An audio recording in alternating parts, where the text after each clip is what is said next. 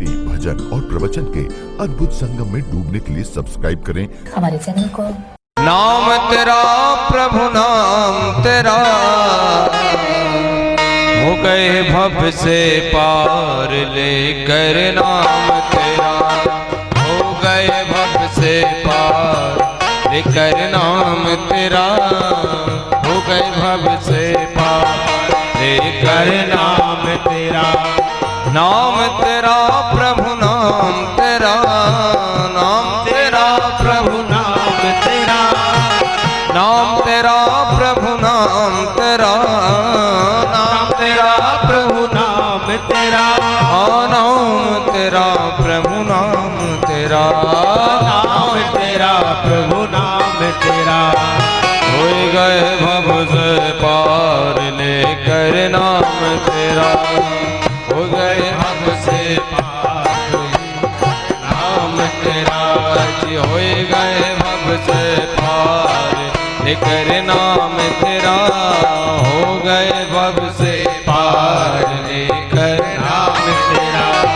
वाल्मीकि अति दीन दुखी था, वाल्मीकि अति दीन दुखी था, वाल्मीकि अति दीन दुखी था, वाल्मीकि अति दीन दुखी था। बुरे कर्म में सदा लीन था, बुरे कर्म में सदा लीन था, हाँ बुरे कर्म में सदा लीन था, बुरे कर्म में सदा लीन था। किन्हीं रामायण तैयार लेकर नाम तेरा, किन्हीं रामायण तैयार लेकर नाम तेरा। अजी होए गए भव से पार लेकर नाम तेरा, होए गए भव से ताली बजाते हुए नाम तेरा।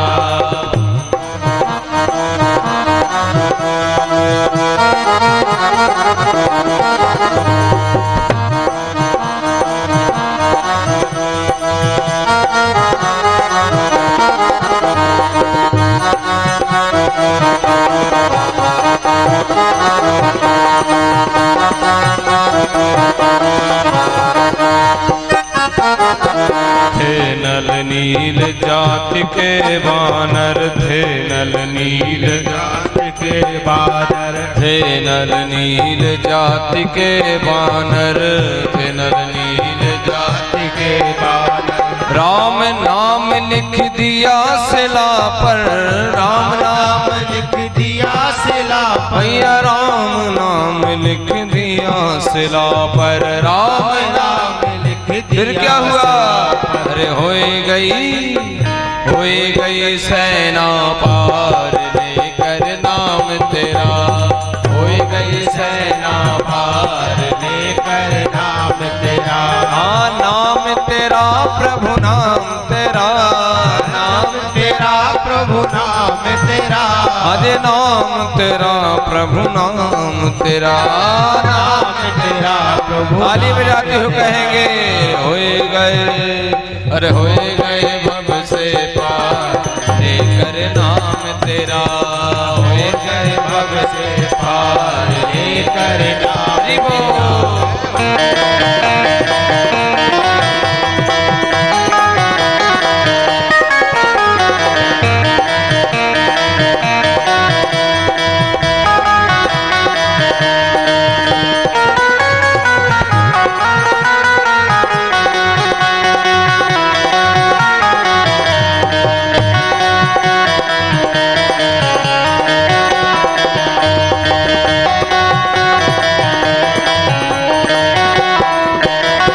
मीरा गिरधर नाम पुकारी, मीरा गिरधर नाम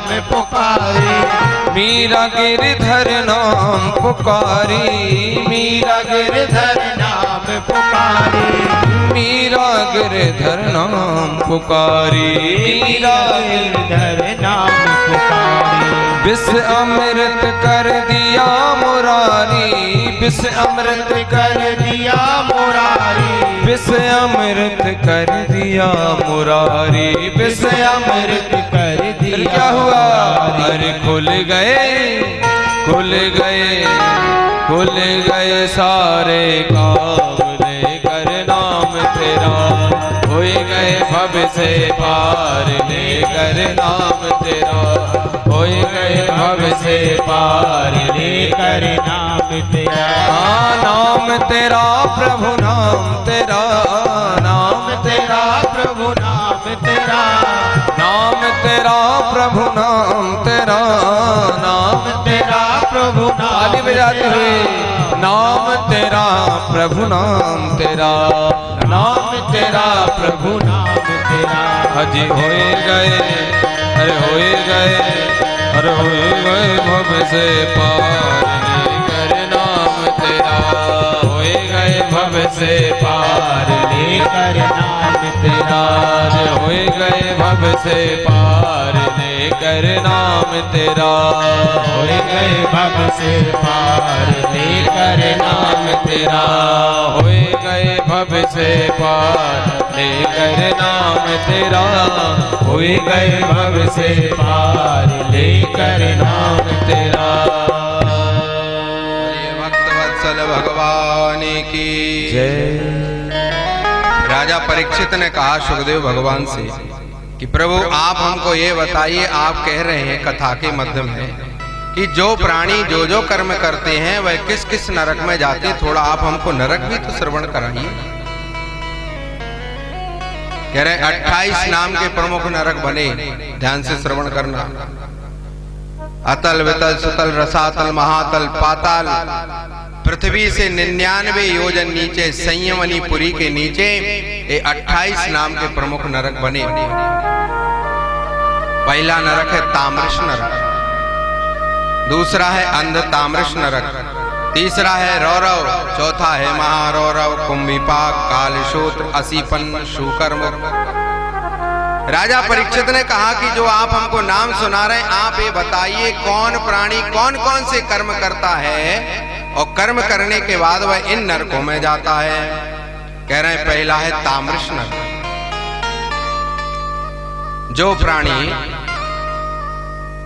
अभक्ष्य भक्षण करता है, जो भक्ष्य योग्य नहीं है, ऐसा प्राणी ताम्रश नाम के नरक में जाता है। दूसरा बना है अंध ताम्रश। कह रहे हैं इसमें कौन जाता है?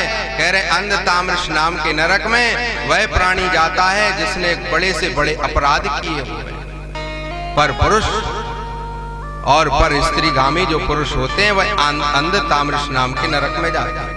और अंध ताम्रश नाम के नरक में जाकर के कई वर्ष तक कठोर यातनाओं का भोग भोगते हैं। तीसरा बना है रौरव। कह रहे हैं इस रौरव नाम के नरक में वह प्राणी जाते हैं जिन्होंने बड़े से बड़े अपराध किए होवे और जिन्होंने छोटे छोटे बालकों की हत्या की होवे और भ्रूण हत्या की होवे, ऐसे प्राणी रौरव नाम के नरक में जाते हैं। चौथा बना हुआ है महारौरव नाम का नरक। कह रहे हैं इसमें वह प्राणी जाता है महारौरव नाम के नरक में जिसने चुगली आदि कर्म करने का यत्न किया है, जिन्होंने मंत्र आदि की वृत्ति बना करके कर्म किया है, ऐसे लोग महारौरव नाम के नरक में जाते हैं। कृष्णाय वासुदेवाय हरये परमात्मने प्रणत क्लेशनाशाय गोविंदाय नमो नमः। सच्चिदानंद रूपाय विश्वोत्पत्त्यादि हेतवे तापत्रय विनाशाय श्री कृष्णाय वयं नमः। कह रहे हैं कुंभिपाक नाम का नरक है। इसमें कौन जाता है? तो सुखदेव भगवान कह रहे हैं कि राजन, जिस प्राणी ने दान दिया हुआ है वह प्राणी कुंभिपाक नाम के नरक में जाता है। राजा परीक्षित के कान खड़े हो गए। राजा परीक्षित ने कहा कि हे सुखदेव भगवान, दान देने से तो प्राणी की अधोगति नहीं होती, वह तो सतलोकों में जाता है, आपने ऐसा कैसे कहा? तो सुखदेव भगवान कह रहे हैं कौन सा दान देने वाला? कह रहे हैं एक दान तो वह जिसने दान दे दिया और उस पर अपना स्वामित्व जमाए हुए है, पूर्ण अधिकार अपना बनाए हुए है। जैसे भगवान के मंदिर में जमीन दान में दे दी, और अधिकार अपना जमाए रखा है। ब्राह्मण को दक्षिणा दान में दे दी और उस पर फिर अपना अधिकार उधार ले लिया, महाराज देना हम फिर दे देंगे।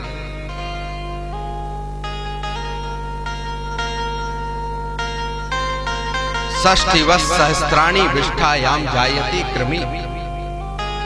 कह रहे यदि जिन्होंने ऐसा कर्म किया है 60,000 वर्ष तक कठोर यातनाओं को भोगते हैं, 60 वर्ष सहस्त्राणि विष्ठायाम जायते कृमि, विष्ठा की कीड़ा बन करके पड़े रहना पड़ता है।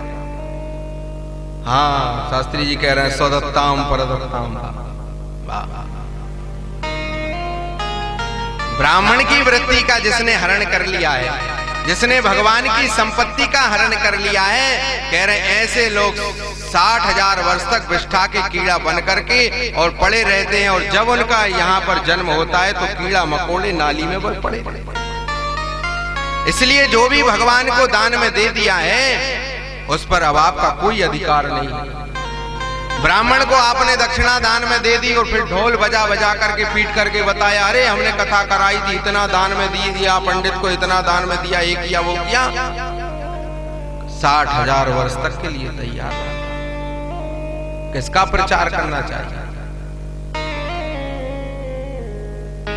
एक राजा के शरीर में कुष्ठ रोग हो गया।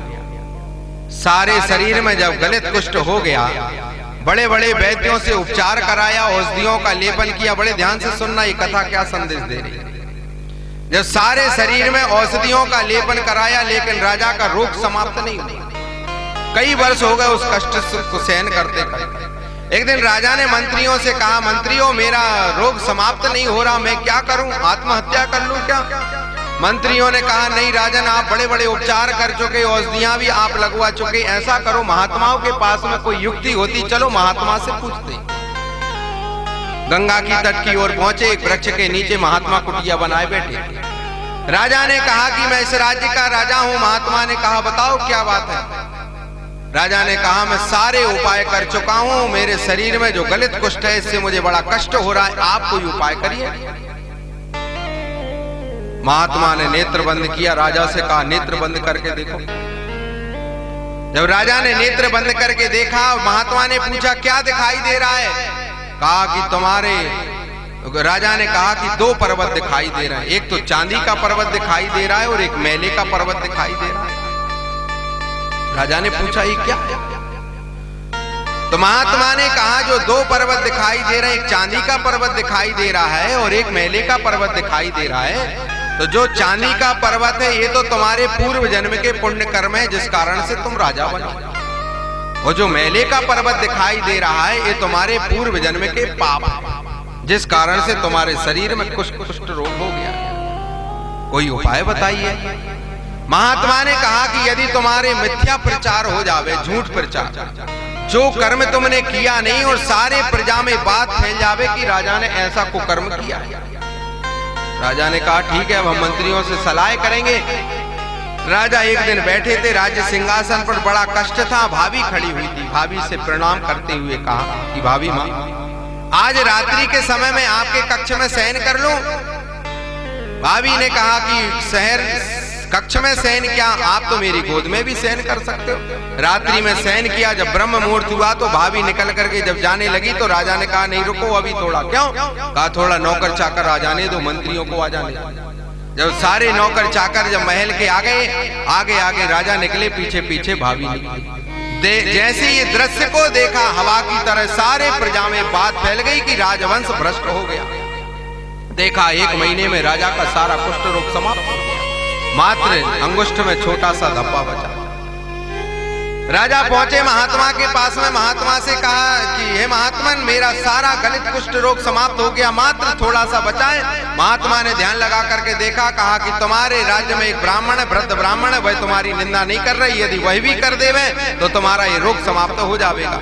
राजा ने मंत्रियों को पहुंचाया, नहीं माने, लेकिन स्वयं रूप धारण करके गए। लेकिन राजा ने कहा ब्राह्मण से कि मैंने अपने नेत्रों से देखा ये कर्म होते हुए। ब्राह्मण ने कहा कि मैं 4 पीढ़ियां राजवंश की देख रहा हूं, राजवंश में कोई भी भ्रष्ट नहीं हो सकता। तुम्हारे नेत्र भ्रमित हो सकते लेकिन मैं राजवंश भ्रमित नहीं हो सकता। माने नहीं।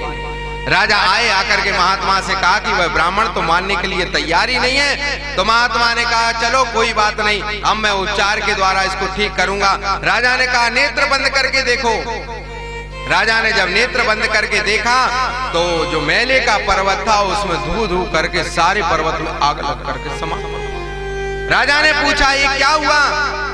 तो महात्मा ने कहा कि राजन, तुमने जो कर्म किया नहीं, सारी प्रजा में जो चर्चा फैल गई, इस थोड़ा थोड़ा पाप सारे प्रजावासियों में समाहित हो गया। इसलिए कोई भी बात को जब तक आप अच्छी तरह जान ना लो तब तक किसी भी प्राणी के विषय में चर्चा नहीं करना चाहिए।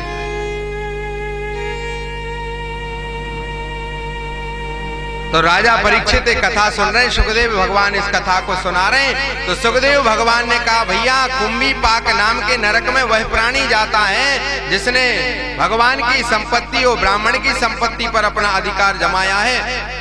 दान को मौन रखो, इसलिए गुप्त दान का महत्व बताया है कि गुप्त दान करना चाहिए। ब्राह्मण को आपने कितनी दक्षिणा दान में दी है किसी को मत बताओ, और आप कितना भजन कर रहे, कितनी माला का जप कर रहे, ये भी किसी को मत बताओ। जप और दान एक कभी किसी को नहीं बताना चाहिए, इसको गुप्त रखना चाहिए, क्योंकि ये पुण्य है। यदि ये विस्तार हो गया तो ये पुण्य तुम्हारा सभी में समाहित हो जाएगा।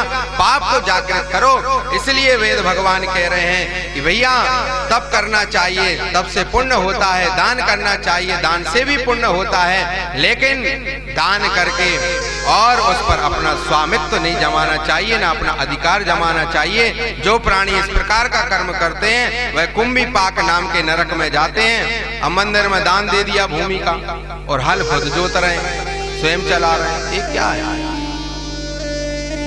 एक ब्राह्मण से गांव के पटेल की लड़ाई हो गई, सुना रहा था वो हमको कहीं। तो ब्राह्मण बोला कि भैया गांव के बड़े पटेल हैं, जमींदार हैं, मैं उनसे लड़ नहीं सकता, वो मेरे पीछे पड़े रहते, मैं क्या करूं? किसी महात्मा से संवाद कर रहे थे। महात्मा ने एक उपाय बताया कि ऐसा करो, उन पटेल को तुम भगवान की संपत्ति से जोड़ दो। युक्ति बताई उन्होंने। ये ज्यादा दिन की घटना नहीं है, 10-15 वर्ष पुरानी घटना है। हम सुन रहे थे बैठे बैठे, हम छोटे थे। हमने पूछा महात्मा ये आप तो इतना अच्छा उपाय और बता रहे हैं, भगवान की संपत्ति का उपभोग करेगा तो उसका और विस्तार हो जाएगा। महात्मा ने कहा नहीं, कहा इस सर्वनाश की जड़ है, हलाहल वृक्ष है। जैसे ही उसको ब्राह्मण ने अपनी कूटनीति के द्वारा राजा पटेल से जाकर के कहा कि अरे पटेल साहब आप ही हो, ऐसा है वैसा है, ये मंदिर का सब संपत्ति बर्बाद हो रही, कृपा करके आप ही इसको रख लो। तो पटेल ने भी समझा कि चलो ब्राह्मण हमारी तरफ आ गया, अब तो हमारी जय जयकार कर रहा है, अध्यक्ष बना दिया। जब अध्यक्ष बना दिया, देखते देखते धीरे धीरे 5 वर्षों में वह खुद लकवा से ग्रसित होकर के खटिया पर पड़ गया। जितनी संपत्ति थी उसकी सारी की सारी संपत्ति देखते देखते समाप्त हो गई। और 3 पुत्र थे उसके, तीनों पुत्र पता ही नहीं चला कहाँ गए, सब मदोन्मत्त हो गए मदिरा में। आज जब हमने उसको देखा अभी 1-2 वर्ष पहले, समझ गए महात्मा की वह बात याद आई कि वह महात्मा ने सत्य ही कहा था कि इन पटेल को, इन जमींदार को भगवान की संपत्ति से जोड़ दो, ये हलाहल विषय धीरे धीरे करके सर्वनाश इसका कर। आध्यात्म रामायण में एक छोटी सी कथा लिखी। राम जी अपनी सभा में बैठे थे, एक महात्मा सरयू नदी के तट के ऊपर भ्रमण कर रहे थे, गंगा के तट पर। जब वह भ्रमण कर रहे थे, भगवान के नाम का जप भी करते जा रहे थे, तभी देखा गंगा के तट पर एक कुत्ता आया और उनको भौंकने लगा। अध्यात्म रामायण में कथा लिखी। महात्मा ने कुत्ते को पकड़ा और राम जी की सभा में ले गए। राम जी ने महात्मा को कुत्ते सहित जब आते हुए देखा, आश्चर्यचकित हो गए कि महात्मा तो कभी श्वान का स्पर्श भी नहीं करते, क्यों इस कुत्ते को स्पर्श करके पकड़ करके लेकर के आए।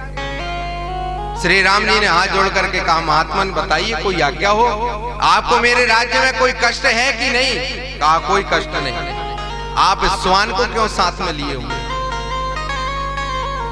महात्मा ने कहा कि प्रभु आपकी कृपा से आप जो राज्य सिंहासन पर बैठे हैं, हम लोग स्वतंत्र भ्रमण करते, हमारे ऊपर कोई आक्रमण नहीं करता। जब इसी अवध में, अयोध्या में, जब हम सरयू की नदी के तट के ऊपर जब हम भ्रमण कर रहे थे तो एक कुत्ता हमको भौंकने के लिए और काटने के लिए दौड़ा। आप निराकरण करिए कि हम जैसे महात्मा जो निस्वार्थ होकर के भगवान के नाम का जप करते, कुत्ता हमको क्यों भौंक रहा था? श्री राम जी ने स्वान से कहा, भैया इन महात्मा को क्यों कष्ट दे रहे थे? स्वान ने बड़ी विचित्र कथा।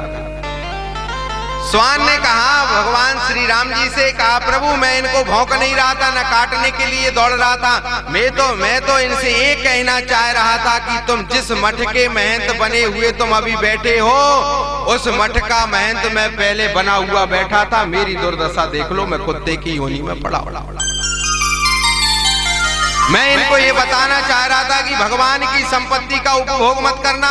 यदि तुमने उपभोग किया, जो दुर्दशा मेरी हो रही है ऐसी दुर्दशा तुम्हारी ना होवे, इस कारण से मैं इनको संकेत दे रहा था। ये मेरी भाषा कोई नहीं समझ पाए।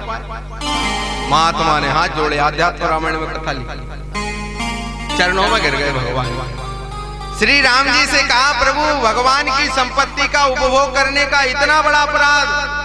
वही सुखदेव भगवान कह रहे हैं, राजन भगवान की संपत्ति से दूर रहो, कभी उसमें किसी भी प्रकार से हस्तक्षेप मत करो, और यदि तुमने करना आरंभ कर दिया है तो समझ लो तुम्हारा अब यहाँ से उल्टी गिनती करना प्रारंभ हो गई। यदि जो प्राणी भगवान की और ब्राह्मण की संपत्ति का उपभोग करते हैं वह कुंभी पाक नाम के नरक में जाते हैं। एक बना हुआ है कालसूत्र नाम का नरक। कह रहे कालसूत्र नाम के नरक में कौन जाता है? कह रहे बड़ा भाई, बड़ा भैया, जिसके 4 पुत्र हैं या 3 हैं या 2 हैं। एक है तो फिर कोई बात नहीं है, सारी संपत्ति उसी की है। यदि 2 हैं, यदि बड़े ने छोटे भाई के साथ में छल किया या छोटे भाई ने बड़े भाई के साथ में छल किया बंटवारे में, तो वह ऐसा प्राणी कालसूत्र नाम के नरक में जाता है और 30,000 वर्ष तक कठोर यातनाओं को भोगने के बाद वह पृथ्वी के ऊपर कीड़ा मकोड़ा आदि की योनि में भटकता है। एक और आप सभी के मन में शंका रहती, भैया ये पाप कर्म करते रहो, अब तो हमको जब सारी योनियां भोग लेंगे उसके बाद फिर से हमको मानव योनि प्राप्त होगी। ये अज्ञान है। कह रहे हैं ये जैसे आपने मच्छर की योनि में जन्म लिया और आपकी आयु पूर्ण नहीं हुई, तो यदि आपके प्राण निकल गए तो आपको पुनः फिर से मच्छर की योनि में जन्म लेना पड़ेगा। एक योनि में करोड़ करोड़ बार जन्म लेना पड़ता है। इसलिए भैया ये मानव योनि मिली है, भगवान का भजन करो, किसी से ईर्ष्या द्वेष दंभ पाखंड मत करो और किसी से छल मत करो, अपने हिसाब से रहो और अपना सारा जीवन व्यतीत करो। इस प्रकार से जब 80 पन्न नाम का नरक बना हुआ, शूकर मुख नाम का अंधकूप कृमि भोजन, जब ऐसे नरक बने हुए, राजा परीक्षित ने अपने कान के ऊपर हाथ रख लिया और हाथ जोड़ करके कहा, हे प्रभु सुखदेव भगवान, आप तो ये बताओ ऐसा कौन सा प्राणी जिसने जीवन पर्यंत पाप कर्म किया होवे और अंतिम समय में भगवान के धाम में गया होवे, उसका आप नाम बताओ। कह रहे हैं अजामिलो राहो आहु संप्रजास्य शांतवन। कह रहे एक अजामिल नाम का एक ब्राह्मण था, वैदज्ञ संध्यानिष्ठ अग्निहोत्री ब्राह्मण था। एक दिन समिधा बीनने के लिए जब वह जंगल में गया, बड़े ध्यान से सुनना, जब समिधा लेने के लिए जब जंगल में गया तो उसने एक शूद्र को मद्यपान किए हुए वैश्या के साथ में संसर्ग कर्म करते हुए देख लिया। जैसे ही ब्राह्मण ने देखा, देख करके आसक्त हो गया। आसक्त जैसे ही हुआ तो उस स्त्री से कहा कि मैं ब्राह्मण हूं, तुम मेरे साथ में विवाह कर लो। उस स्त्री ने क्षणिक तो विचार मन में किया कि अरे तुम अपना धर्म क्यों भ्रष्ट कर रहे, लेकिन उस गणिका ने मन में विचार किया कि नित्य पाप कर्म करने से अच्छा ये है कि किसी के साथ में विवाह कर लो, जीवन यापन करो। तो विवाह करके ब्राह्मण अपने घर में लेकर के आ गया। देखो संध्या करने वाला वैदज्ञ अग्निहोत्री ब्राह्मण, पूर्व जन्म का ऐसा कौन सा पाप जागृत हुआ, आज वह देखो हमारे शरीर में सारे बीज पड़े हुए। जैसे आपने जब चना या गेहूं काट करके आप अपने घर में ले गए, जब जो ऋतु आवेगी आप बीज डालो या मत डालो, वह बीज वहां पर प्रकट हो जाएगा। मौसम को पा करके, ऋतु को पा करके वह बीज आपने डाला नहीं है, लेकिन वह वहां पर जागृत हो गया। इसी प्रकार हमने कितनी बार जन्म लिया, मरण हो गया हमारा, सारे बीज हमारे शरीर के अंदर पड़े हैं। बस सत्संग किसका मिला है, जो सत्संग मिलेगा वह बीज जागृत हो जाएगा। संध्या निष्ठ अग्निहोत्री ब्राह्मण जो नित्य संध्या करते थे, आज वैश्या को देख करके मन परिवर्तित हुआ और उसके साथ में विवाह कर लिया, 9 पुत्रों को जन्म दिया। जब 9 पुत्रों को जन्म दे दिया तो एक दिन देखा 10-15 महात्मा आए, उसी गणिका की गौशाला में बैठ करके भोजन बनाने का मन में विचार किया। उससे कहा कि भोजन दो। महात्माओं ने जब ध्यान लगा करके देखा कि नहीं, तुम्हारा अन्न अपवित्र है, इसलिए हम तुम्हारा भोजन नहीं करेंगे, तो वैश्या गिरी चरणों में कि अरे बड़े वर्षों बाद तो मेरे घर में दरवाजे पर महात्मा आए और आप भी भूखे चले जाओगे, क्या करें?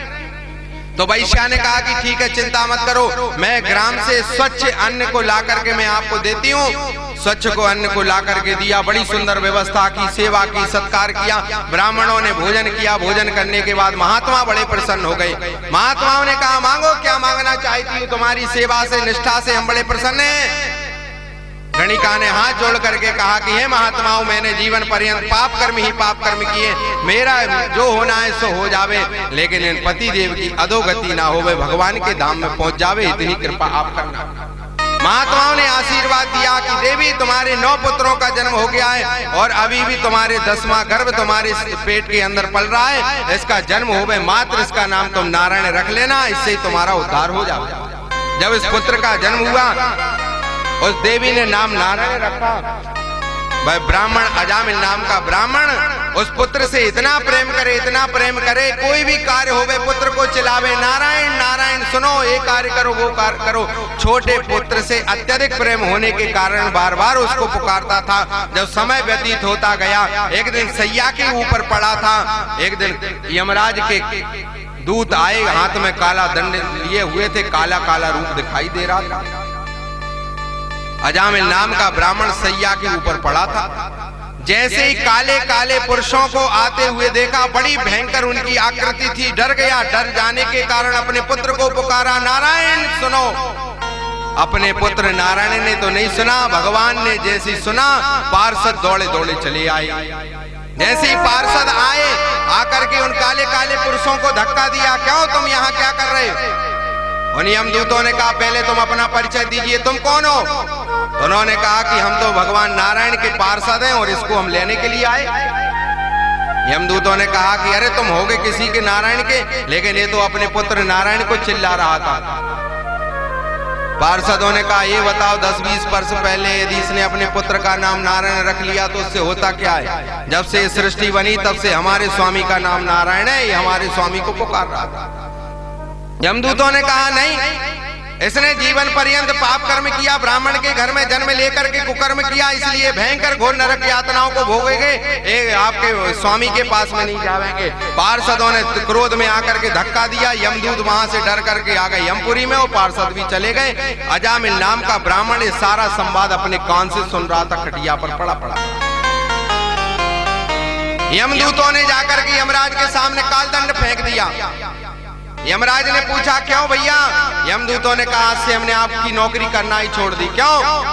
कहा कि आपने कहा था जो प्राणी पाप कर्म करता होवे उसको पकड़ करके लाया करो। जब हम उस अजामिल नाम के ब्राह्मण को पकड़ने के लिए गए तो वहां पर कोई 4 पार्षद खड़े थे और कह रहे थे हमारे स्वामी का नाम नारायण है, हम लेने आए।